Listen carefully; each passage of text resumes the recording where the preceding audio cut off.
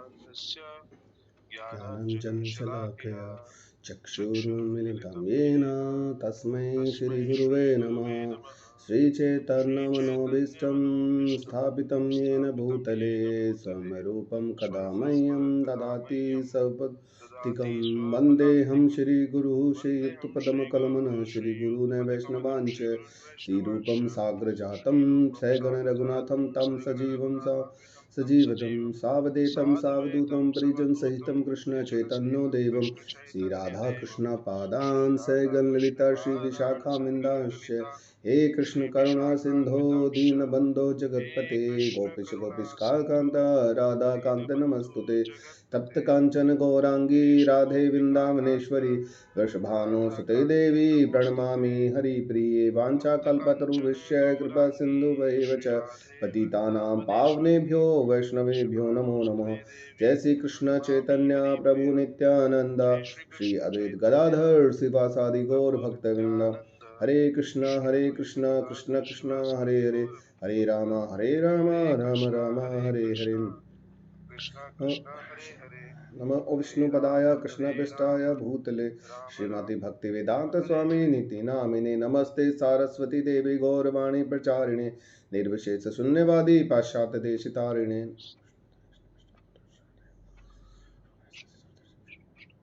श्रीमद् भक्तिवेदांत स्वामी नमस्ते सरस्वती देवे गौरवाणी प्रचारिणे शून्यवादी पाश्चात्य देशतारिणे। स्टार्ट कर सकते हैं प्रभु जी? म्यूट पे है।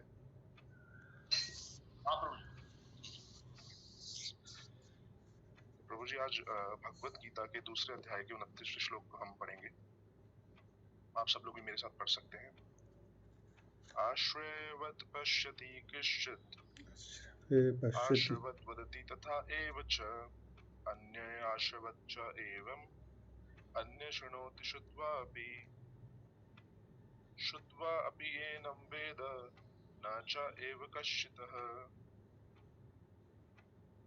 आश्रवत् आश्रय की तरह, पश्यति देखता है, कश्चित कोई, एनम इस आत्मा को, आश्चर्यवत् आश्चर्य की तरह, वदति कहता है, तथा जिस प्रकार, एव निश्चय ही, च भी, अन्य दूसरा, आश्चर्यवत्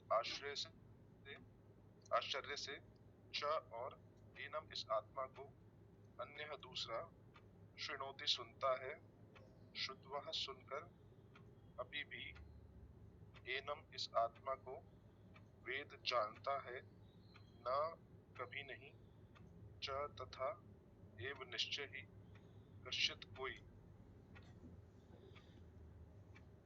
भगवान कहते हैं कि कोई आत्मा को आश्चर्य से देखता है, कोई इसे आश्चर्य की तरह बताता है, तथा कोई इसे आश्चर्य की तरह सुनता है, किंतु कोई कोई इसके विषय में सुनकर भी कुछ नहीं समझ पाते।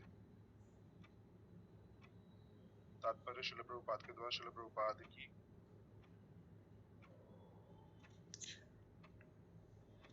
आप सब लोगों को मेरी आवाज आ रही है प्रभु जी? हाँ प्रभु जी, आ रही आवाज। ठीक। तो देखिए, अभी हम इस अध्याय के अंदर भगवान जो है ये गीता का सार बता रहे हैं, आत्मा के बारे में भगवान बता रहे हैं। तो अर्जुन कंफ्यूज ना हो जाए, इसलिए भगवान उसको इस श्लोक में आकर बताते हैं कि अर्जुन की स्थिति नहीं, वास्तव में ये हमारी स्थिति है। हम भी जब इस्कॉन में आते हैं या ऐसी किसी पारंपरिक संस्था के अंदर जाते हैं तो सबसे पहले हमें आत्मा का ज्ञान दिया जाता है कि हम हैं कौन। जिस प्रकार से गीता भी बताती है कि सबसे पहला श्लोक गीता का क्या है कि धर्म क्षेत्र कुरुक्षेत्र संवेता युयुत्सवा मामका पांडवाश्रवा किम कुर्वत संजय, और आखिरी श्लोक का आखिरी शब्द है मम। तो जब दोनों को जोड़ दिया जाता है कि मम धर्म, मेरा धर्म क्या है, तो वास्तविकता के अंदर वो हमें भगवत गीता बताती है कि मेरा धर्म क्या है और मैं अपने धर्म को कैसे जान पाऊंगा। तो इसीलिए दूसरे अध्याय के अंदर भगवान बड़े ही चतुर हैं, बेस बना रहे हैं भगवान अर्जुन के आगे कि जब तक खुद को नहीं जान पाओगे, जब तक आत्मा का ज्ञान नहीं होगा, जब तक खुद को नहीं जान पाओगे, तब तक भगवान को कैसे जान पाएंगे हम। इसलिए भगवान इस अध्याय के अंदर पहले बेस बनाते हैं, आत्मा का ज्ञान देते हैं, फिर कहते हैं तत्विधि प्रणिपातेन परिप्रश्नेन सेव्या, कि गुरु के पास जाओ, फिर गुरु के महत्व को बताते हैं, फिर धीरे धीरे भगवान अपनी भक्ति के बारे में बताते हैं, भक्ति योग के अंदर कि कि मन मनाओ मत भक्तो मध्या जीवाम नमस्कुरु, कि मेरा भजन करो, मेरे सुमिरन करो। क्योंकि जब तक जीव भगवान को नहीं कैसे जान पाएगा, जब तक आत्मा को नहीं जान पाएगा। तो इसलिए भगवान इस श्लोक के अंदर आत्मा के बारे में बता रहे हैं। और क्या बता रहे हैं, हमारी स्थिति कैसा है कि कोई कोई आत्मा को आश्चर्य की तरह देखता है, कोई इसे आश्चर्य की तरह बताता है। आप कुछ संस्थाओं के अंदर जाएंगे जो प्रमाणिक नहीं है, वो इसे आश्चर्य की तरह देखेंगे। क्या कहते हैं कि एक चींटी के अंदर भी वही आत्मा और एक वेल मछली या हाथी के अंदर भी वही आत्मा। तो इसे कई लोग आश्चर्य की तरह देखते हैं, तथा कोई इसे आश्चर्य की तरह सुनाता है। जैसे हम बचपन के अंदर देखते थे ना, कहते हैं कि कोई चला गया व्यक्ति संसार से, तो इसके अंदर से आत्मा चली गई, तो हमें बड़ा आश्चर्य होता है सुन करके। तो आत्मा के बारे में बड़ा ही भ्रम है इस संसार के अंदर। तो इसलिए भगवान को पता था कि अर्जुन भी इतना कुछ आत्मा के बारे में सुनने के बाद भ्रमित हो जाएगा। लेकिन बाद में भगवान कहते हैं किंतु कोई कोई इसके विषय में सुनकर भी कुछ समझ नहीं पाता।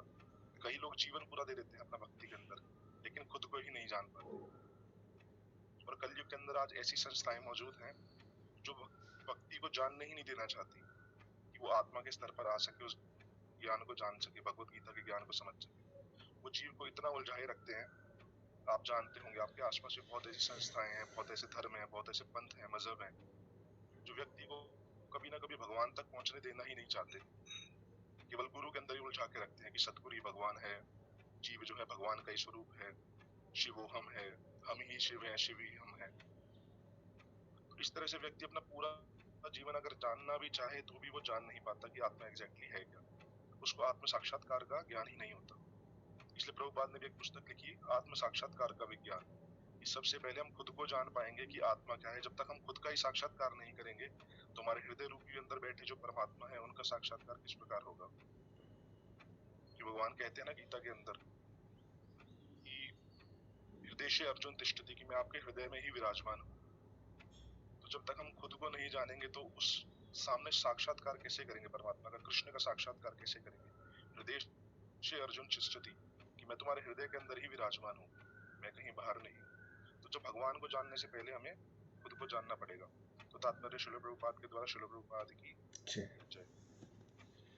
चूंकि गीतोपनिषद उपनिषदों के सिद्धांत पर आधारित है, अतः कठोपनिषद में इस श्लोक का होना आश्चर्यजनक नहीं है। श्रवण्यापि भुवि नरो न लभ्य, श्रवणोति भवो न यम न विद्युः, आश्रयो वक्ता कुलशोषस कुशलोस्य, लब्धा आश्चर्यस्य ज्ञात्वा कुलनिष्ठः। विशाल पशु, विशाल वट वृक्ष तथा 1 इंच में लाखों करोड़ों की संख्या में उपस्थित सूक्ष्म कीटाणुओं के भीतर अणु आत्मा की उपस्थिति निश्चित रूप से आश्चर्यजनक है। तो प्रभुपाद ये कठोपनिषद का एक, जिस प्रकार से हमारे 108 उपनिषद है उसके अंदर से गीतोपनिषद, कठोपनिषद, कलिसंतरण उपनिषद, इस प्रकार से बड़े सारे उपनिषद हैं। उन उपनिषदों के अंदर से प्रभुपाद ने एक एग्जाम्पल को कोट किया है कि कहते हैं विशाल पशु, विशाल वट वृक्ष तथा 1 इंच। अगर हम एक छोटी सी चींटी को देखें, अगर एक वृक्ष को देखें, या किसी भी चीज को विशाल का किसी जीव को देखें, तो सबके अंदर वही आत्मा विद्यमान है। और ये बड़ा ही आश्चर्य का विषय है कि एक छोटी सी आत्मा वही चींटी को चला रही है, और वही मनुष्य को चला रही है, और वही एक बड़े वट वृक्ष को चला रही है। निश्चित रूप से आश्चर्यजनक है। अल्पज्ञ तथा दुराचारी व्यक्ति अणु आत्मा के स्फुलिंग के चमत्कारों को नहीं समझ पाता, भले ही उसे बड़े से बड़े ज्ञानी जिसने विश्व के प्रथम प्राणी ब्रह्मा को भी शिक्षा क्यों ना दी हो और क्यों ना समझाए। तो प्रभुपाद यहाँ पर कह रहे हैं कि कोई भी दुराचारी व्यक्ति हो, वो आत्मा के रहस्य को, आत्मा के ज्ञान को नहीं समझ पाता। दुराचारी व्यक्ति मतलब कलयुग के अंदर दुराचारी कौन है? जो हम 4 नियम करते हैं, जो उनके विरुद्ध चलता है, वही दुराचारी है। क्योंकि कहीं ना कहीं उसको माया जो है अपने जाल में फंसा रही है, कहीं ना कहीं उस पर कलयुग का प्रभाव पड़ रहा है। और आजकल तो आप देखते हैं कि जिस जनरेशन से मैं आया हूँ, क्योंकि हम लोग आपस में, हम लोग सब एक ही रास्ते पे चल रहे हैं, कोई आगे है कोई पीछे है। तो हमारी जनरेशन में जो है इतना, जो पुरानी जनरेशन थी और आज की जनरेशन को अगर हम देखें तो कलयुग का कितना प्रभाव पड़ रहा है, हम लोग देखते हैं। जो काम हमने अपने कॉलेज में आकर नहीं किया, आज वो स्कूल के बच्चे कर रहे हैं। नशा इतना कॉमन हो गया सोसाइटी के अंदर, दुराचार इतना बढ़ गया है। पहले तो लोग सिर्फ शराब का सेवन करके नशा करते थे, आजकल तो बच्चों के पास इतने ऐसी ऐसी पार्टीज होती हैं कि जहाँ पर लोग सांप का जहर खा कर भी, आजकल नया मैंने अभी न्यूज में सुना था, जो एक एलविश यादव बिग बॉस का विनर है, वो सांप के जहर से पार्टी कर रहा है। बताइए किस तरह का लोग समाज के अंदर किस तरह का उपद्रव कर रहे हैं, किस तरह के लोग नशा कर रहे हैं, किस तरह का व्यभिचार कर रहे हैं। तो धीरे धीरे हर चीज जो है समाज के अंदर कलयुग अपना प्रभाव बढ़ाता जा रहा है। तो इसलिए प्रभुपाद कह रहे हैं दुराचारी व्यक्ति अणुआत्मक स्वलिंग के चमत्कारों को नहीं समझ पाता, भले ही उसे कितने बड़े से बड़ा, जब तक आप किसी गुरु की शरण में नहीं आएंगे, आपको कोई भी ज्ञान दे दे, आपको वो ज्ञान जो है समझ नहीं आएगा। प्रभुपाद इस पर पट के अंदर लिख रहे हैं। इसलिए भगवान ने भी कहा कि तद्विधि प्रणिपातेन, यहाँ पर उस श्लोक की बड़ी महत्वता आती है। परिप्रश्नेन सेव्या उपदेशन्ति ते ज्ञानम ज्ञानिनः तत्त्वदर्शिनः, कि आपको गुरु की शरण में जाना पड़ेगा। गुरु की शरण ग्रहण किए बिना कलयुग के अंदर गति नहीं है, आपका कल्याण नहीं हो सकता। आप इस ज्ञान को ही नहीं समझ पाएंगे, भले ही आपका कितना से बड़ा ज्ञानी व्यक्ति क्यों ना आ जाए। तो यहाँ पर कृपा की बात होती है। जब तक गुरु और भगवान की कृपा आप पर नहीं होगी, तब तक आप इस ज्ञान को भी नहीं समझ पाएंगे। भगवत गीता की इतनी सारी कमेंट्रीज अवेलेबल हैं, इतनी सारी संस्थाओं के अंदर भगवत गीता पढ़ाई जाती है, लेकिन भगवत गीता के वास्तविक मर्म को समझ पाना बड़ा ही कठिन है। इसलिए प्रभुपाद ने इसका नाम रखा Bhagavad Gita as it is. जो श्री भगवान ने कहा सेम वही प्रभुपाद ने आपको प्रेजेंट किया। नहीं तो लोगों ने बड़ी सारी मॉडिफिकेशन कर दी है। आप मायावादी लोगों के पास जाएंगे तो वो भी भगवत गीता को कहते हैं कि कृष्ण जो है काल है, केवल काल की उपमा देते हैं। कई सारी ऐसी संस्थाएं, मजहब हैं जो कहते हैं कृष्ण केवल काल है, काल गीता को बोल रहा है जो अर्जुन को लेने आया था, जो सारे महाभारत का युद्ध कराने आया था। तो इस प्रकार से बड़े सारे भ्रम हैं भगवत गीता को लेकर। लेकिन प्रभुपाद ने शुद्ध रूप से भगवत गीता को आप सबको दिया, 4 नियम दिए ताकि हम इन कलयुग के दुराचारों से बच सके। और सबसे पहले जो बेसिक है हमारा, वो है हरिनाम लेते हुए आत्म साक्षात्कार का विज्ञान। क्योंकि जब तक भगवान का नाम नहीं लेंगे चेतो दर्पण मार्जनम, तब तक हृदय आपका साफ नहीं होगा, और भगवान जो आपके हृदय के अंदर बैठे हुए हैं, ना आप खुद को जान पाएंगे, ना आप भगवान को जान पाएंगे। तो इसलिए श्लोक का हरिनाम के आसपास भी बड़ा ही उल्लेख है। हरिनाम इसके आसपास घूमता है। अगर हम भगवान को, अपने आप को जानना चाहते हैं, तो सबसे पहले हरिनाम लेते हुए 4 नियमों का पालन करते हुए आत्म साक्षात्कार के विज्ञान को समझना बड़ा जरूरी है। वस्तुओं के स्थूल भौतिक बोध के कारण इस युग में अधिकांश व्यक्ति, प्रभुपाद यहाँ पर लिखते हैं अधिकांश व्यक्ति, अधिकांश 99% कहना चाह रहे हैं प्रभुपाद, या 90% कहना चाह रहे हैं।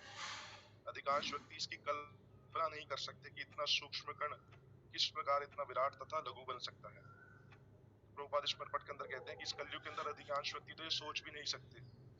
और यहाँ पर भगवान भगवत गीता के 4थे अध्याय का मुझे श्लोक याद आता है, जहाँ पर भगवान कहते हैं कि बहुनाम जन्मनाम अन्ते, और फिर भगवान अगले श्लोक में कहते हैं कि वसुदेव सर्वमिति सा महात्मा सुदुर्लभ, ये ऐसा महात्मा बड़ा ही दुर्लभ है जो मेरे ज्ञान तक पहुंच पाता है। भगवान भी इस बात को जानते हैं। तो कहीं ना कहीं आप अपने आप को सबसे पहले तो मैं कहूंगा बड़े भाग्यशाली समझिए कि आप इस संस्था के अंदर जुड़े हैं, ऐसे भक्तों के संघ के अंदर आप जुड़े हैं, जिससे आपको भगवत प्राप्ति का एक मार्ग जो है बड़ा ही सुगम मिला है। आप चलेंगे नहीं चलेंगे वो आपके ऊपर है, लेकिन भगवान ने आपको चुना है इस मनुष्य जीवन के अंदर। न जाने कितने जन्मों की तपस्या का फल है, क्योंकि भगवान इस श्लोक के अंत में कहेंगे प्रभुपाद, तपस्या के भगवत प्राप्ति नहीं हो सकती, और इस जन्म के अंदर जिसको ये ज्ञान हो जाता है वो पिछले उसकी कई जन्मों की तपस्या का फल है। और भगवान भी इस बात की पुष्टि करते हैं गीता के अंदर, अर्जुन को बताते हैं कि बहुनाम जन्म नामन्ते, ना जाने कितने जन्म लग जाते हैं मुझ तक पहुंचने में, केवल मुझको जानने में। जन्म कर्म च मे दिव्यम एवं यो वेति तत्वतः त्यक्ता देहम पुनर्जन्म नएति ममेति स्व अर्जुना, कि जो मुझको जान जाता है कि मेरा सिर्फ जन्म कर्म दिव्य है, जो मुझ तक पहुंच जाता है उसका इस संसार के अंदर पुनर्जन्म नहीं होता। लेकिन भगवान को कैसे जानेंगे जब तक हम खुद को नहीं जान पाएंगे। तो इसलिए आत्मा का ज्ञान बड़ा ही आवश्यक है। आगे प्रभुपाद कह रहे हैं, अतः लोग आत्मा को उसी संरचना या उसके विवरण के आधार पर ही आश्चर्य से देखते हैं। इंद्रिय तृप्ति की बातों में फंसकर लोग भौतिक शक्ति माया में इस तरह मोहित होते हैं कि उनके पास आत्मज्ञान को समझने का अवसर ही नहीं रहता।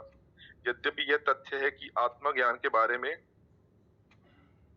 सारे कार्यों का दुष्परिणाम जीवन संघर्ष में पराजय के रूप में ही होता है। तो प्रभुपाद यहाँ पर एक और बड़ी सुंदर बात कहते हैं कि आप जीवन में कुछ भी कर लीजिए, अगर आपको आत्म साक्षात्कार का ज्ञान नहीं हुआ तो ये आपके लिए जीवन में पराजय ही है।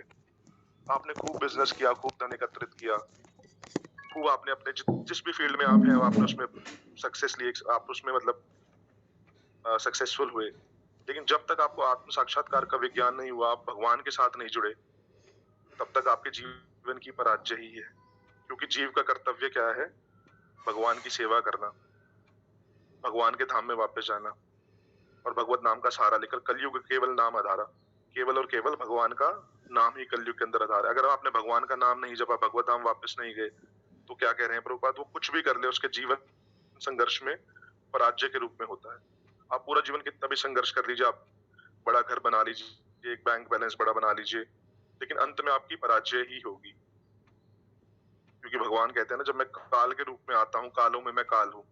जब भगवान काल का रूप लेकर के आएंगे तब आपको जीवन का सक्सेस नहीं, उस टाइम फेलियर नजर आएगा। तो जीवन का सबसे बड़ा फेलियर है ये, अगर हमने खुद को नहीं जाना तो। संभवतः इन्हें इस प्रकार का कोई अनुमान नहीं कि मनुष्य को आत्मा के विषय में चिंतन करना चाहिए और दुखों का हल खोजना चाहिए। तो प्रभुपाद लिख रहे हैं कि व्यक्ति को अनुमान नहीं होता कि उसको आत्मा के विषय में चिंतन करना चाहिए और दुखों का हल खोजना चाहिए, क्योंकि जब तक आत्म साक्षात्कार का विज्ञान नहीं होगा, हमें खुद को मतलब खुद का ज्ञान नहीं होगा कि हम आत्मा है, हमें परमात्मा से मिलना है, कृष्ण कौन है, तब तक प्रभुपाद कह रहे हैं कि वो दुखों का हल खोज नहीं पाएगा। और इस श्लोक से भी एक श्लोक को हम रिलेट कर सकते हैं, और जब भगवान गीता के अंदर कहते हैं कि जन्म मृत्यु जरा व्याधि दुख दोषानुदर्शनम, जीवन के 4 दुख हैं, जन्म मृत्यु जरा व्याधि दुख दोषानुदर्शनम, अर्जुन को कह रहे हैं कि चारों जीवन के दुख हैं। तो इसके लिए देख यहाँ पर प्रभुपाद जी बोल रहे हैं, इन दुखों का हल केवल क्या है, खुद को जानना कि हम किस प्रकार से इस जन्म मृत्यु के चक्र से बाहर निकल सकते हैं। तो जब तक हम खुद को नहीं जानेंगे तब तक हम भगवान को भी नहीं जान पाएंगे। इसलिए अर्जुन अंत में आकर कहता है गीता के 18वें अध्याय के अंदर कि नष्टो मोह स्मृतिर्लब्धा, कि मेरा मोह नष्ट हो गया और मेरी स्मृति वापस आ गई है। स्मृति वापस आने का अर्थ क्या है, कि मैं खुद को जान गया हूं कि मैं कौन हूं और मेरा कर्तव्य क्या है। इसलिए कृष्ण को कहते हैं अर्जुन कि नष्टो मोह स्मृतिर्लब्धा। और आगे प्रभुपाद कहते हैं कि ऐसे थोड़े से लोग जो आत्मा के विषय में सुनने के इच्छुक हैं, अच्छी संगति पाकर भाषण सुनते हैं। तो प्रभुपाद यहाँ पर लिख रहे हैं कि कुछ थोड़े से लोग हैं, अल्पज्ञ लोग हैं, जो सुनने के इच्छुक हैं लेकिन अच्छी संगति पाकर वो भाषण सुनते हैं। तो यहाँ पर प्रभुपाद ने संग का महत्व बताया है कि हमारा संग अच्छा होना चाहिए, अच्छी संगति पाकर। क्योंकि एक अच्छा व्यक्ति, आपको अगर हम कहते हैं ना, महाप्रभु ने कहा कि साधु संग सर्वशास्त्र कहे और लव मात्र साधु संग सर्व सिद्धि होए। कि साधु का संग कैसा है, कि साधु संग सर्वशास्त्र कहे। शास्त्रों का मर्म यही है कि आप भक्तों का एसोसिएशन करिए, भक्तों के संग में रहिए। और लव मात्र साधु संग सर्व सिद्धि होए, कि आपको किसी सच्चे साधु का क्षण भर भी संग मिल गया तो आपके लिए सिद्धि के समान है, वो सर्व सिद्धि होए। एक छोटी सी मुझे यहाँ पर कहानी याद आती है एसोसिएशन को लेकर, कि पावर ऑफ एसोसिएशन कितना स्ट्रांग है। एक बार जो है 2 तोते थे, तो दोनों, बहुत पुराने समय की बात है, तो दोनों की कीमत जो है 1-1 रुपया थी, जो तोतों की। तो दोनों तोते जो है बाजार में एक दुकान पर बिक रहे थे। तो पास से एक राजा गुजर रहा था। तो राजा ने देखा कि बड़े ही सुंदर तोते हैं दोनों, मतलब बड़े ही प्यारे रंग के थे, नैन नक्श बहुत अच्छे थे उनके। तो राजा ने पूछा कि तोते कितने के हैं। तो दुकानदार ने कहा, सॉरी राजा नहीं था, एक पहले साधु लेकर जा रहे थे तोते। तो साधु ने पूछा कि ये तोते कितने के हैं। तो दुकानदार ने कहा कि दोनों की कीमत 1 रुपया है। तो एक हमारे भक्त जो है जा रहे थे बाजार से, तो उन्होंने देखा बड़ा ही सुंदर तोता है, तो उन्होंने सोचा मैं अपने इसको घर पे ले जाता हूँ। तो उस साधु ने उस तोते को खरीद लिया 1 रुपए में और अपने पास ले गए। और दूसरा तोता जो है, पास से कसाई गुजर रहा था, तो उसने उस तोते को देखा और उसको भी बड़ा वो अट्रैक्ट किया, उसने मोहित किया। तो वो भी उस तोते को लेकर के चला गया 1 रुपए के अंदर। तो वो तोते कुछ समय के लिए एक साधु के पास रहा और एक कसाई के पास रहा। तो 1-1 साल व्यतीत करने के बाद जब वो तोते बूढ़े हुए तो दोबारा से बाजार में बिकने के लिए आ गए। तो जब दुकानदार ने उनका इवैल्यूएशन किया, उनके मोल भाव किया, तो देखा कि एक तोता तो है, तोते दिखने में दोनों एक जैसे थे, लेकिन उसने उनके गुणों के आधार पर जब देखा तो एक की कीमत 1 लाख रुपए रखी और एक की कीमत 1 रुपया ही रखी। तो पास से एक राजा गुजर रहा था, तो राजा ने देखा कि दुकान पर 2 तोते बिक रहे हैं, तो एक की कीमत जो है 1 लाख रुपया है और एक की कीमत जो है 1 रुपया है। तो राजा ने पूछा कि इसमें इतना भेदभाव क्यों, कि एक की कीमत 1 लाख रुपया और एक की कीमत सिर्फ 1 रुपया। तो दुकानदार ने कहा कि आप ले जाएंगे तो आपको खुद ही समझ आ जाएगा।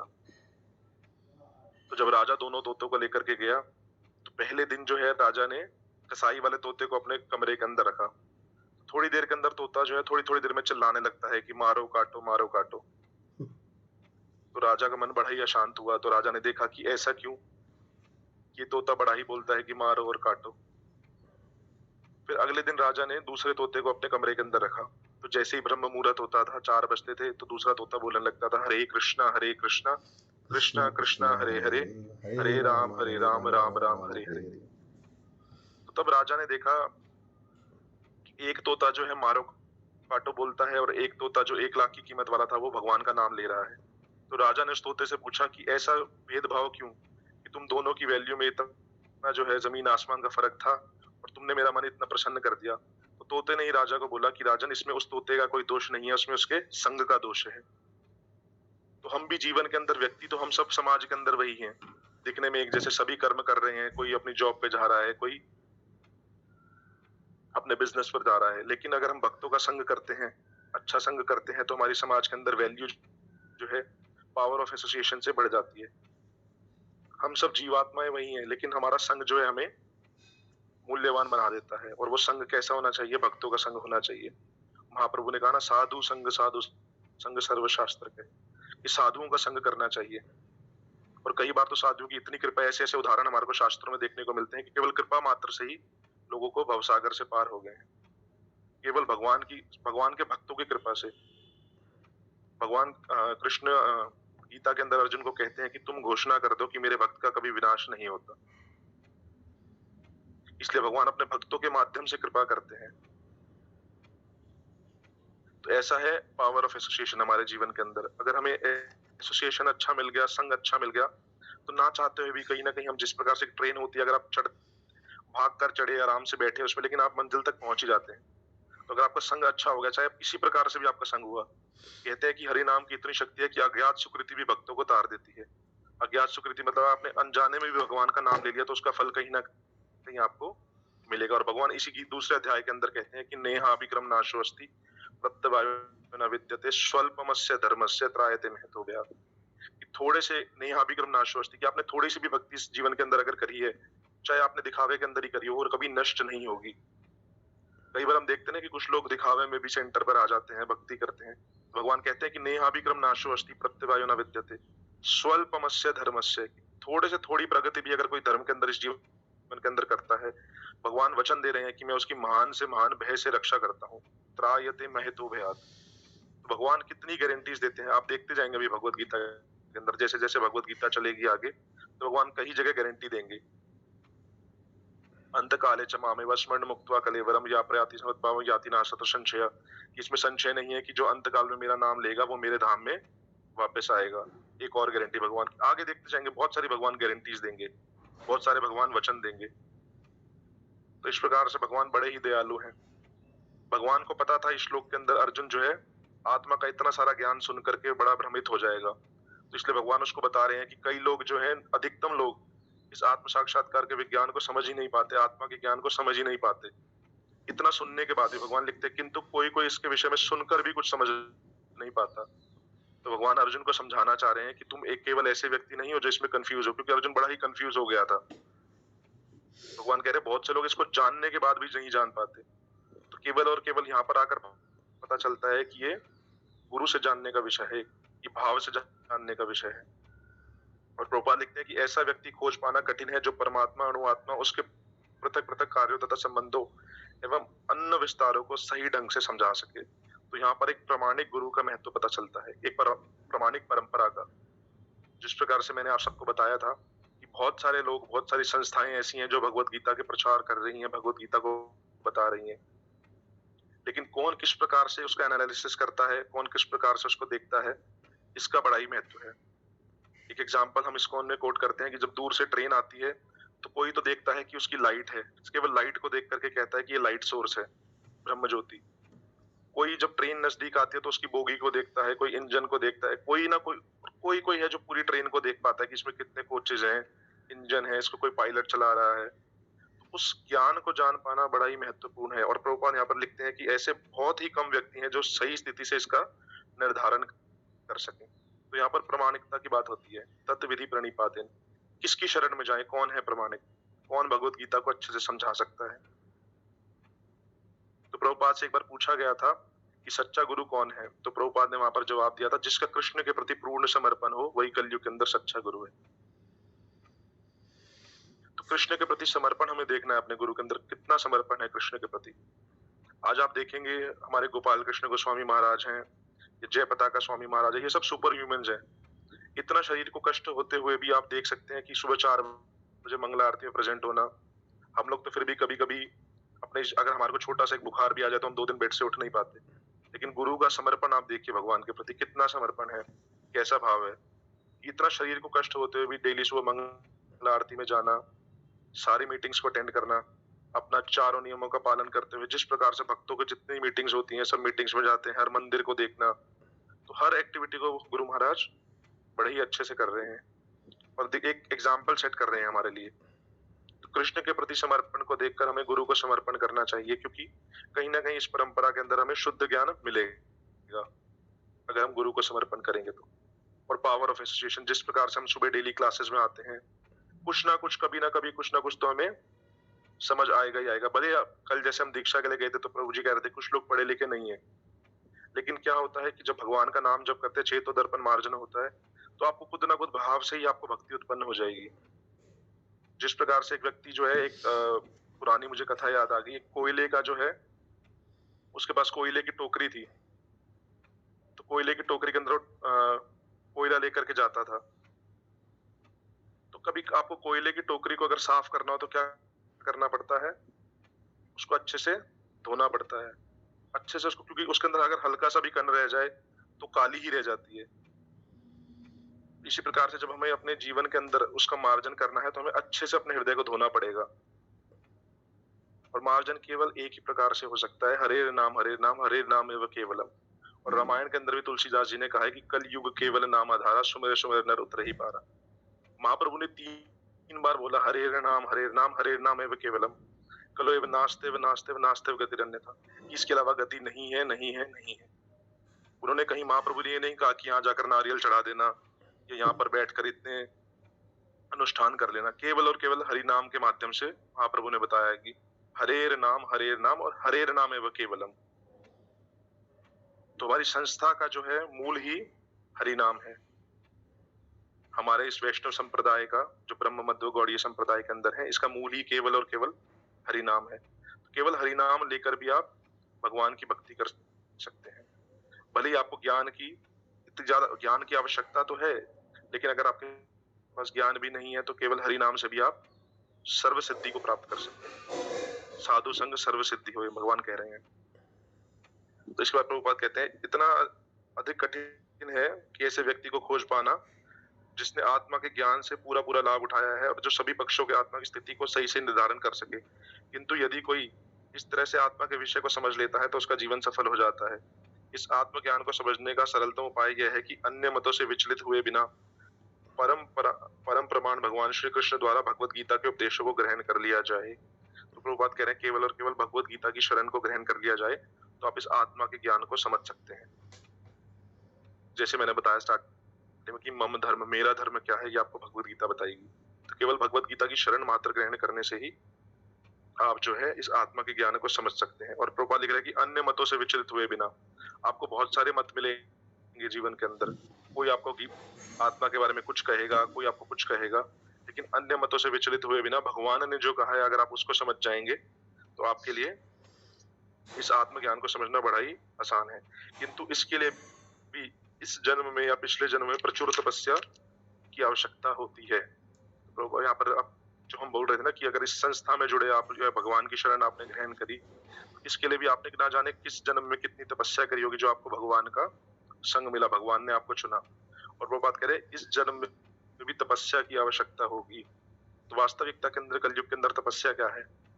4 नियमों का पालन करना, एकादशी का व्रत करना, क्योंकि जीव जो है, और भगवान के नाम का जप करना। क्योंकि जीव जो है कलयुग के अंदर बताया गया है कि मंद सुमंद मत्यो, बुद्धि भी उसकी अल्प है, अगर उसको हम कुछ ज्ञान भी देंगे तो थोड़े टाइम में भूल जाएगा, मंद सुमंद मत्यो। इसलिए भगवान के नाम का जप निरंतर करना चाहिए, भगवान के नाम का कीर्तन करना चाहिए, और जितनी तपस्या हो सके, एकादशी का व्रत रख सके हम, या कहीं पर धाम में जाकर भगवान की सेवा कर सके, साधुओं की सेवा कर सके। तो इस प्रकार को कलयुग के अंदर तपस्या बताया गया है। और पहाड़ों में जाकर के अग्रस्त छोड़ करके आपको संन्यास नहीं लेना है। तो कलयुग की तपस्या केवल हरि नाम और साधुओं की सेवा है। तो अगर ये तपस्या कर कर हम भगवान को जान सकते हैं, भगवान को पा सकते हैं, बड़ा ही सरल। और प्रभुपाद ने कहा 16 माला 4 नियम करो, I will take you back to home, back to God, मैं आपको भगवान के धाम में वापस लेकर के जाऊंगा। तो एक आचार्य का वचन है। तभी श्री कृष्ण को भगवान रूप में स्वीकार किया जा सकता है, पर कृष्ण को इस रूप में जानना शुद्ध भक्तों की अहेतुकी कृपा से ही होता है। तो प्रभुपाद भी यहाँ लिख रहे हैं कि ज्ञान तो अपनी जगह है, लेकिन जब तक शुद्ध भक्तों की अहेतुकी कृपा नहीं मिलेगी आपको, अन्य किसी उपाय से नहीं। प्रभुपाद ने लिखा अन्य किसी उपाय से नहीं। ज्ञान तो बहुत इंपॉर्टेंट है, भगवत गीता इंपॉर्टेंट है, भागवतम इंपॉर्टेंट है, लेकिन जब तक भक्तों की कृपा नहीं आपको मिलेगी, तब तक आप भगवान को नहीं जान पाएंगे, भगवान को नहीं समझ पाएंगे, कृष्ण प्राप्ति नहीं होगी। तो ये बड़ा ही अच्छा श्लोक है, बड़ा ही सुंदर श्लोक है। वैसे तो प्रभुपाद ने इसमें इतना बड़ा परपट लिखा, इतना बड़ा तात्पर्य लिखा कि मुझे कुछ बोलने की जरूरत नहीं थी, लेकिन फिर भी अगर हम भगवान को जानना चाहें, जब तक गुरु की कृपा नहीं मिलेगी, तब तक हम भगवान को नहीं जान पाएंगे, इस आत्मा के ज्ञान को नहीं समझ पाएंगे। इसीलिए गुरु की शरण ग्रहण करना बड़ा ही आवश्यक है। और आत्म साक्षात्कार के ज्ञान को समझने के लिए, इस आत्मा के ज्ञान को समझने के लिए भगवान ने जो श्लोक के अंदर कहा कि कोई कोई आश्चर्य से देखता है, तो हमें आश्चर्य से देखना है, लेकिन उसको जानना भी है, समझना भी है। और भगवान कह रहे हैं कि बहुत ही कोई कोई इस विषय में सुनकर कुछ समझ भी नहीं पाते। मतलब यहाँ पर भगवान ये भी कहना चाह रहे हैं कि कोई कोई नहीं समझ पाते, लेकिन कोई कोई इसको समझ भी लेते हैं। और उसको समझने के लिए आगे भगवान बताएंगे कि गीता गुरु की शरण ग्रहण करनी है, मेरी भक्ति किस प्रकार करनी है, एवं परंपरा प्राप्ति में राज ऋषि वैश्य विदु से काले निमेता योगो नष्ट परंतपा, कि परंपरा के इस ज्ञान को आपको प्राप्त करना है, कि परंपरा से चला आ रहा है। फिर भगवान ये भी कहेंगे कि राज विद्या राजगुह्यम, ये राज विद्या है, इसको राज विद्या को जानो। तो भगवान बहुत सारी चीजें आगे आगे जिस प्रकार से गीता के क्रम बढ़ेगा, भगवान इसको कहेंगे, बताएंगे, और हमें भी इस प्रकार से लाभ उठाना है डेली इस कक्षा में। मैं कोशिश करूंगा, मैं आज पहली बार आया हूँ, लेकिन तारकेश्वर प्रभु की अगर कृपा रहेगी, आप सब भक्तों का संग मिलेगा, तो मैं भी रेगुलर अपना इस क्रम को बढ़ाएंगे। और आप सबके साथ मुझे भी जितना, देखिए मैं पहले से ही बोल रहा हूँ, हम सबकी स्थिति एक जैसी है, कोई आगे कोई पीछे, सब इस रास्ते के पथिक हैं, कोई आगे चल रहा है, कोई पीछे चल रहा है। मैं तो सबसे पीछे ही चल रहा हूँ, लेकिन ये है कि कहीं ना कहीं अगर हम इस बोगी को भी पकड़ लेंगे, चाहे भागकर पकड़ेंगे, तो कहीं ना कहीं हम अपनी मंजिल पे जरूर पहुंच जाएंगे। इतना मुझे विश्वास है प्रभुपाद पर, इतना भगवान पर विश्वास है कि अगर हम अपनी सेवाओं को करते हुए, भक्तों का संग करते हुए अगर हम इस ट्रेन में चढ़ जाएंगे, तो कभी ना कभी, आज नहीं तो कल, इस जन्म में नहीं तो अगले जन्म में, बहु नाम जन्म नाम अंते, कभी ना कभी तो भगवान की प्राप्ति हमें होगी। क्योंकि अगर भगवान ने हमें चुना है, भगवान ने हमें इस योग्य समझा है, ये सच बता रहा हूँ, अपने पर्सनल एक्सपीरियंस से बता रहा हूँ कि बहुत कृपा है हम सब पर। हम उस कृपा को अनुभव नहीं कर पाते कभी कभी। हम सब इतने भाग्यशाली हैं कि हमें इतना अच्छा संग मिला है, इतने अच्छे वैष्णव लोगों का संग मिला है, एक ऐसी संस्था में जुड़ने का अवसर मिला है, भगवान की हेतु की कृपा मिली है। इसलिए इस अवसर का हमेशा पूर्ण लाभ उठाना चाहिए। और भगवान जिस प्रकार से कह रहे हैं कि ये तो कोई आश्चर्य की बात है, तो गीता के इस श्लोक को, इस रहस्य को समझने के लिए, इस आश्चर्य को समझने के लिए गुरु की शरण ग्रहण करनी चाहिए, भक्तों का संग लेना चाहिए। और प्रभुपाद अंत में लिख रहे हैं कि बिना साधु की अहेतु की कृपा के ऐसा संभव नहीं हो सकता। तो साधु संग सबसे इंपॉर्टेंट है, भक्तों का एसोसिएशन। तो ये सब चीजें हमें जीवन में करते हुए अपने जो भी हम जिस मंजिल पर चल रहे हैं उसको आगे बढ़ाना है, और भगवान के नाम का ज्यादा से ज्यादा जप करना है। हरे कृष्णा कृष्णा कृष्णा हरे हरे, हरे Ram Ram Ram Hare Hare. Back to you प्रभु जी। प्रभु जी ने इतनी अद्भुत और इतनी सुंदरता से हमें ये श्लोक का विवरण सुनाया, तो ये विवरण सुनकर प्रभु जी लग नहीं रहा कि आप इतने पीछे हो। आपने जैसे कहा मैं बहुत पीछे हूँ, आप अग्रणी, हम सब में नहीं। और आपसे विनती है कि आप क्लास में आकर के हमारा मार्गदर्शन ऐसे किया कीजिए, क्योंकि जो आपने आज हमने आपसे सुना ना, ये तो हमें जरूरत है इस तरह की, ताकि हमें पता चले। अप्रतिम, मतलब आपने एक क्लास किया, बहुत ही सुंदर। तारकेश्वर प्रभु जी, आप कुछ कहना चाहेंगे? हरे कृष्णा। सभी भक्तों के चरणों में दंडवत प्रणाम। प्रभु जी ने तो स्पीचलेस ही कर दिया, कुछ बोलने के लिए छोड़ा ही नहीं, क्या ही बोले हम लोग।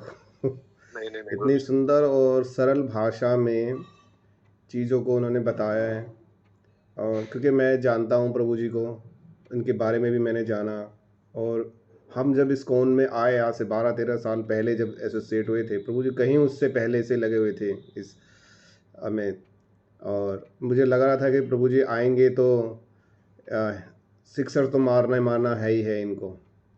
और जैसे मैंने सोचा था बिल्कुल प्रभु जी ने वैसे ही किया है। बहुत अच्छा इसमें लेक्चर दिया, बहुत अच्छा बताया आत्मा के बारे में उन्होंने, और छोटे छोटे एग्जाम्पल्स के थ्रू कैसे इजीली अंडरस्टैंडिंग करवा दी प्रभु जी ने। तो इसके अलावा भी अगर कोई भक्त इस श्लोक में कुछ ऐड करना चाहे, अपना व्यू डालना चाहे, अपनी लर्निंग डालना चाहे, तो वो डाल सकता है कि उन्होंने क्या सीखा और क्या है। इसके अलावा कुछ अगर कुछ ऐड करना चाहे तो। हरे कृष्णा।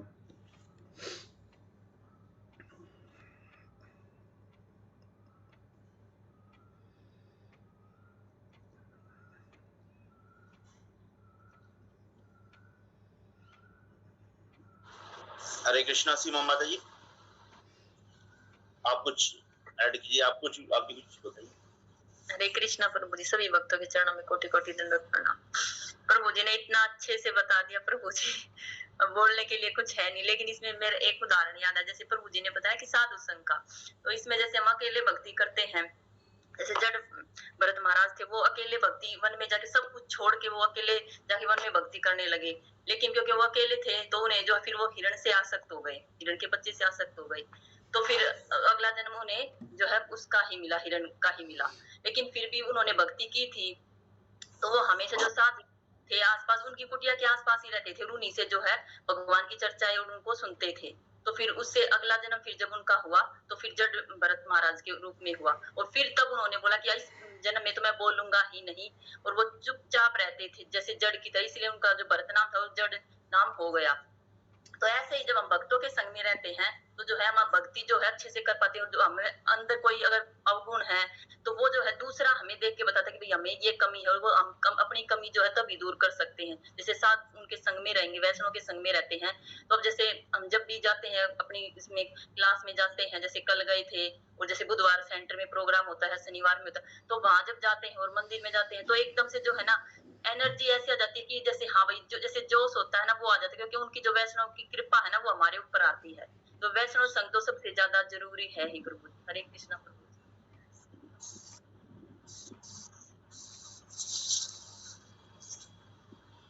और कोई भक्त कुछ ऐड करना चाहे, अपना व्यू रखना चाहे कुछ?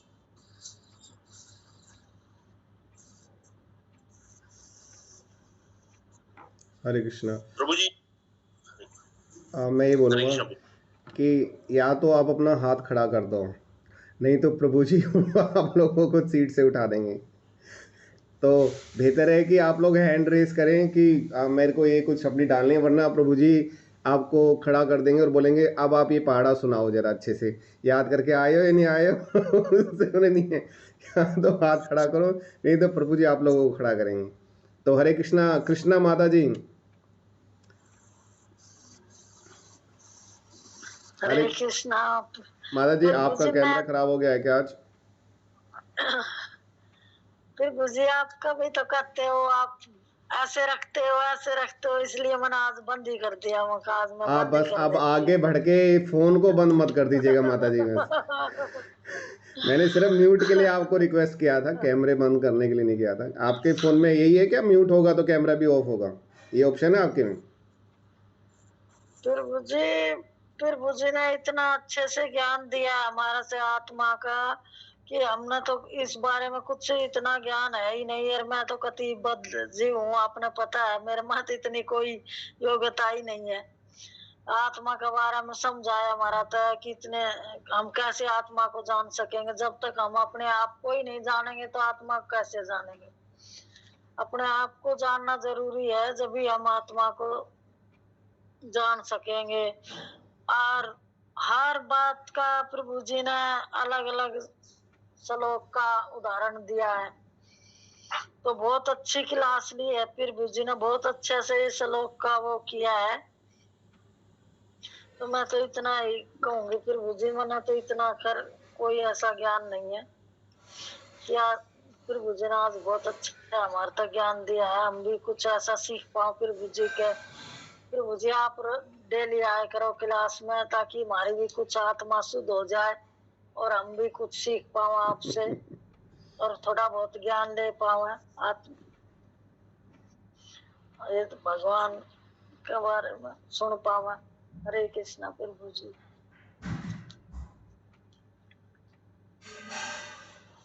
हरे कृष्णा प्रभु जी। प्रभु जी नेक्स्ट श्लोक भी कर दीजिए, छोटा ही है।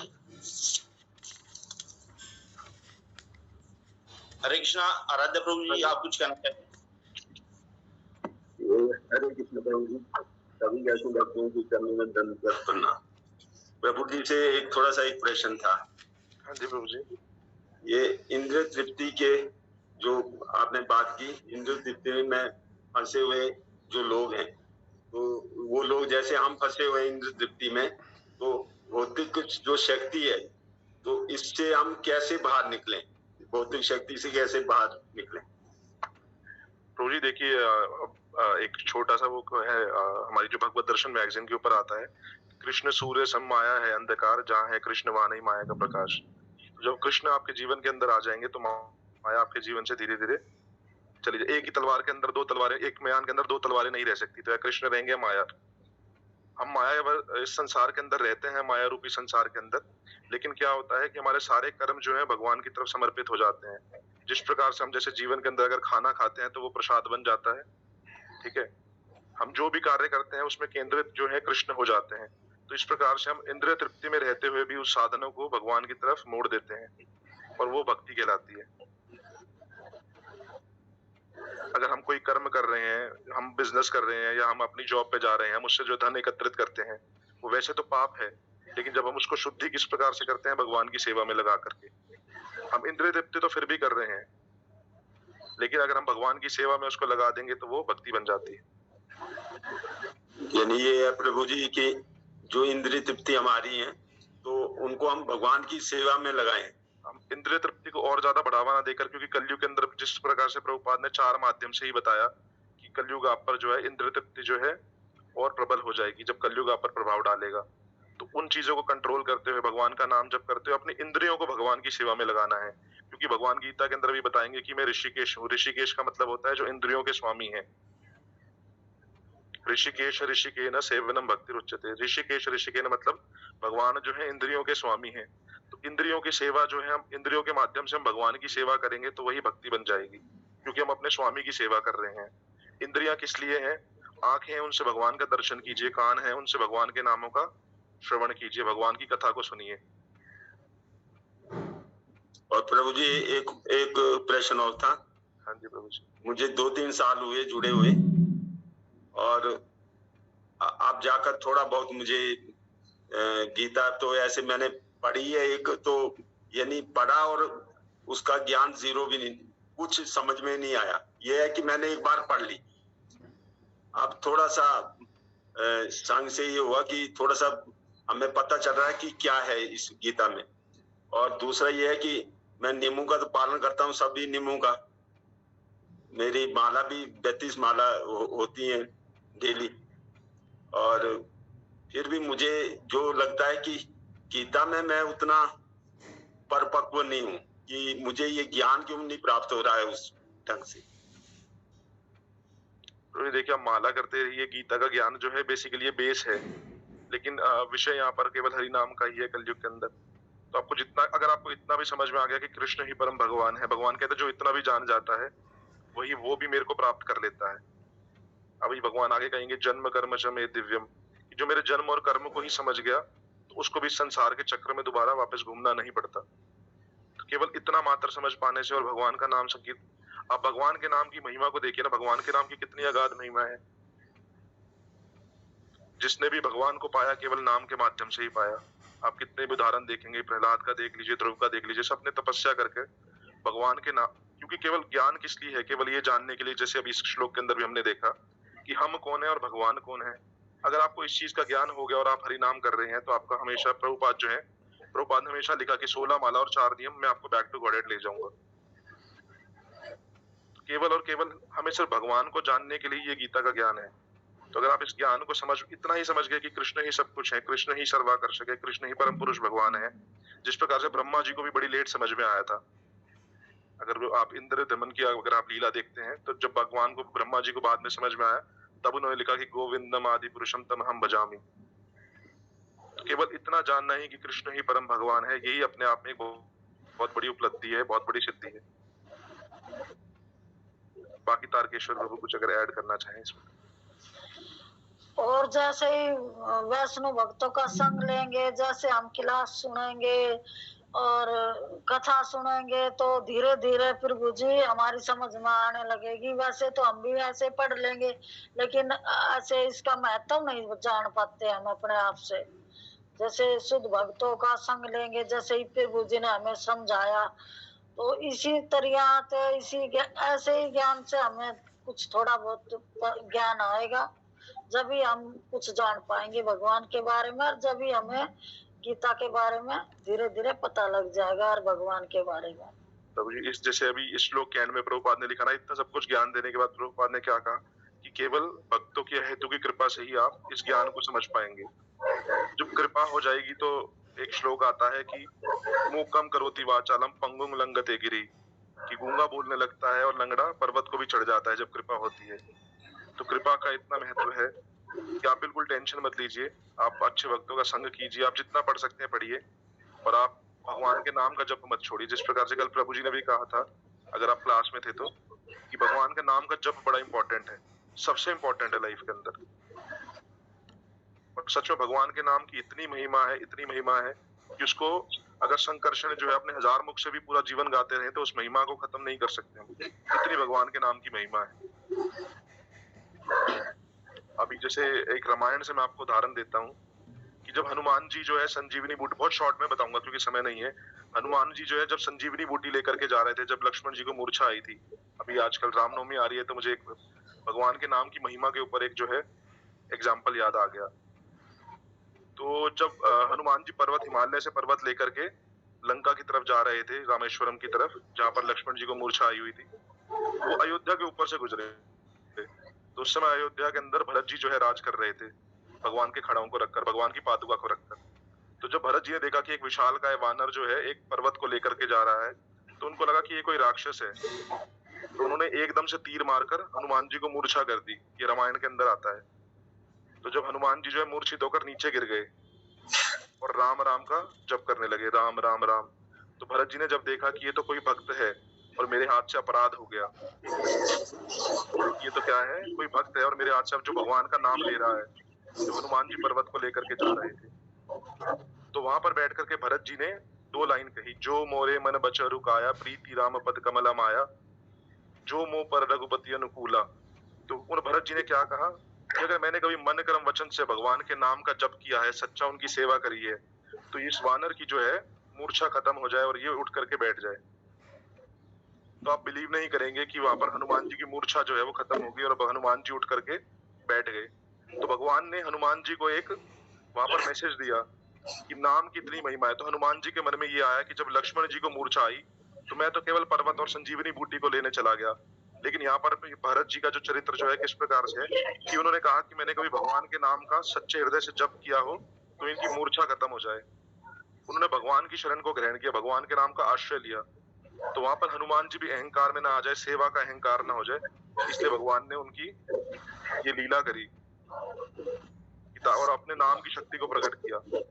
भरत जी ने वहां पर कहा कि अगर मेरे भगवान के नाम में इतनी शक्ति है तो यहाँ पर हनुमान जी की मूर्छा खत्म हो जाए। केवल इतना बोलने से ही उनकी मूर्छा खत्म हो गई कि मैंने कभी अगर भगवान के नाम का सच्चे हृदय से जप किया हो या फिर उनकी सेवा करी हो। तो यहाँ पर नाम का इतना महत्व बताया गया है, तो नाम की शक्ति को कभी कमजोर मत समझना प्रभु।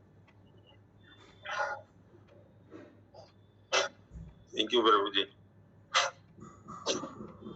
हरे कृष्णा। आदिल प्रभु जी, आप कुछ कहना चाह रहे हैं?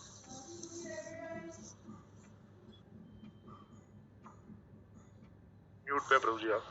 हरे कृष्णा प्रभु जी, धन्यवाद प्रणाम। जो प्रभु जी की बात है उसी बात को आगे बढ़ाऊंगा। जैसे कि अनुरूप प्रभु जी ने भी पूछा कि हम भक्ति में आने के बाद तृप्ति से कैसे बच सकते हैं, तो होता क्या है कि भक्ति में जब हम आते हैं तो बहुत जो है ये रेयर फिनोमिना है, क्योंकि भगवान गीता में स्वयं बोलते हैं कि मनुष्य नाम सहस्तेषु कश्चित् यदति सिद्धे यत् तामपि सिद्धाना कश्चिन् मां वेत्ति तत्त्वतः, कि कई हजार मनुष्यों में से कोई एक जो है मेरी तरफ आकृष्ट होता है और इसमें भी कोई बिरला होता है जो मुझे प्राप्त कर पाता है। तो देखिए प्रभु जी, मतलब क्या है कि जैसे प्रभुपाद ने इसमें तात्पर्य में बताया भी है कि कई वर्षों की तपस्या के बाद या कोई व्यक्ति बहुत सौभाग्यशाली होता है जो मेरे बारे में जानने का प्रयास करता है या मेरे को जान पाता है। तो एक ये बड़ा तो मतलब एक बड़ा सौभाग्य तो ये हो गया कि हम भगवान के बारे में जानने के लिए इच्छुक हो गए। अब होता क्या है कि जब हम भगवान के बारे में जानना शुरू करते हैं, प्रयास करते हैं, तो हम क्या करते हैं, अपने सगे संबंधियों को बताने का प्रयास करते हैं। हम जाते हैं जैसे चैतन्य चरितामृत में भगवान कहते भी है कि जारे देखो सारे कहो कृष्ण उपदेश, है ना। तो अब है क्या कि हम कोशिश करते हैं जाकर के प्रचार करने का प्रयास करना शुरू करते हैं। जब हम प्रचार करना शुरू करते हैं, जनरली देखिए एक सैनिक है जो युद्ध में जाता है, वो क्या करता है, अपने साथ हथियार लेके जाता है, अपने डिफेंस के लिए जो है कवच वगैरह पहन के जाता है। तो हमें क्या करना है, जब हम प्रचार करने के लिए जाते हैं तो ये क्या है, एक तरह से विषधर सर्पों के समान होता है कि वो जो है डेली हमें कुछ ना कुछ कहेंगे कि नहीं, भक्ति से ऐसा नहीं होता, भक्ति से ऐसा नहीं होगा, कहाँ तुम अभी से जो है इस चक्कर में पड़ गए। तो उस समय क्या है, हमें थोड़ा सावधान भी रहना है। तो अब क्या है कि अब दो जो है चीजें होगी, या तो व्यक्ति भक्ति में बहुत आगे बढ़ेगा या भक्ति में पीछे आ सकता है। तो यहाँ पर पावर ऑफ एसोसिएशन का जो है बहुत इंपॉर्टेंट रोल हो गया कि हमें क्या है, साधु संग करना है। जैसे प्रभु जी ने बताया, साधु संग सर्व सिद्धि हुए, लव मात्र साधु संग सर्व सिद्धि हुई। तो हमें क्या करना है, जैसे अभी हम कर रहे हैं, जैसे प्रभु जी का हमें सानिध्य मिल रहा है, हमें क्या करना है, साधु संग को नहीं छोड़ना है, क्योंकि साधु संग का जो इम्पैक्ट होगा ना, वो रिटेंशन हमारा कराएगा। जैसे प्रभुपाद से एक बार किसी प्रभुपाद से डिवोटीज ने पूछा कि प्रभुपाद जी, हमारे जो कृष्ण कॉन्शियस आंदोलन है ना, इसमें बहुत लोग इंटरेस्ट ले रहे हैं। तो प्रभुपाद ने कहा, don't be surprise how many people come in Krishna consciousness, be surprise how many people stage in Krishna consciousness. तो यहाँ पर जो साधु संघ है ना प्रभु जी, ये बड़ा इंपॉर्टेंट रोल है। जैसे हम लोग बैठ करके यहाँ कक्षा कर रहे हैं, हमें रेगुलर फीड करना है, हमें अपनी सोल को फीड करना है, ताकि हमारा बीच स्ट्रांग रहे और हम यहाँ पर बने रहे। आप एग्जाम्पल देखिए रामायण में केकई महारानी का। केकई जो है भगवान राम को कितना प्रेम करती, लेकिन हुआ क्या कि जैसे ही वो उन्होंने संग लिया किसका, मंथरा का, तो उनका मीन्स जो है विश्वास भी हुआ और पूरी जो है वो भगवान के लिए वनवास तक मांग रहे थे। तो यहाँ पर क्या है कि डिपेंड ये करता है कि हम संग किसका ले रहे हैं। हमें क्या है, भक्ति में आने के बाद भी भक्तों का संग नहीं छोड़ना, भक्तों का संग हमें लगातार मेंटेन रखना है। जैसे ABCD कई बार हम लोग सुनते हैं, एक है एसोसिएशन। पावर ऑफ एसोसिएशन बहुत बढ़िया प्रभु। अगर हमारा एसोसिएशन बहुत अच्छा रहेगा, संग हमारा बहुत अच्छा रहेगा, तो हमारे को क्या है, फीडिंग मिलती रहेगी, हमें पोषण मिलता रहेगा। दो चीजें हैं, हम क्या करते हैं, अपने शरीर को फीड करते हैं और दूसरा हम आत्मा को फीड करते हैं। तो आत्मा का फीडिंग हमारा अच्छा रहेगा तो हम बहुत इजीली मेंटेन रख सकते हैं। दूसरा है बुक्स रीडिंग। जैसे आप बता रहे थे कि गीता पढ़ना थोड़ा टफ होता है, तो हम क्या कर सकते हैं, साधु संग में रह करके, भक्तों के संग में रह के गीता पढ़ सकते हैं। अब तो बहुत अच्छा हो गया प्रभु जी कि हम सुबह मॉर्निंग में जो अपने दिन की शुरुआत कर रहे हैं, पहले हरिनाम कर रहे हैं और फिर उसके बाद हम क्या है, गीता ले रहे हैं। तो एसोसिएशन इंपॉर्टेंट है, भक्तों का संग, A for association, B for book reading. हमारा बुक रीडिंग में प्रभुपाद के इतने अच्छे ग्रंथ हैं, अगर हम रेगुलर उसको पढ़ते रहेंगे तो हम कभी इंद्रिय तृप्ति की तरफ जा ही नहीं पाएंगे। तीसरा है चैंटिंग, हमें क्या, भगवान के नाम का निरंतर जप करना है, क्योंकि इतने जो है महत्व बताए गए हैं नाम जप के। चैतन्य शिक्षाष्टकम में अगर आप देखें तो ऊपर से लेके नीचे तक पूरा नाम का महत्व बता दिया। स्टार्टिंग ही चैतन्य महाप्रभु कर रहे हैं, ये तो दर्पण मार्ग। हम अपना और भगवान का जो संबंध कई करोड़ों जन्मों से भूले पड़े हैं, केवल एकमात्र हम जैसे ही चैंटिंग शुरू करते हैं, भगवान के नाम का जप शुरू करते हैं, हमारे हृदय का मार्जन शुरू हो जाता है और हम अपने स्वरूप को प्राप्त करने लगते हैं। जो हमारा भगवान के साथ संबंध हो गया है, उस स्वरूप को हम लोग जानने लगते हैं। यहाँ तक कि हमारे आगे ग्रंथ में बोला, यन नाम श्रुति मात्र पुमान भगवती निर्मला। एक बार केवल हम नाम सुन ले, गलती से भी सुन ले। अब हरि संकीर्तन, जो हमारे चैतन्य महाप्रभु हैं, भगवान जब भक्त का अवतार लेकर के आए तो वो कहते थे संकीर्तन करिए, क्योंकि संकीर्तन करने से क्या होगा, अज्ञात सुकृति पैदा होगी। इतने सारे कीट पतंगे हैं, वो सब क्या है, जब नाम को सुनेंगे तो अज्ञात सुकृति से उनका भी उद्धार होगा। तो D for chanting, D for diet. Diet mean हमें क्या करना चाहिए, भगवान को अर्पण करके भगवान को भोग लगाकर प्रसाद देना चाहिए। तो ये सारी चीजें हैं, जब हम ये सारी चीजें करते हैं, ABCD भी अगर हम याद कर लें तो भी कहीं ना कहीं हमारा उद्धार रहेगा और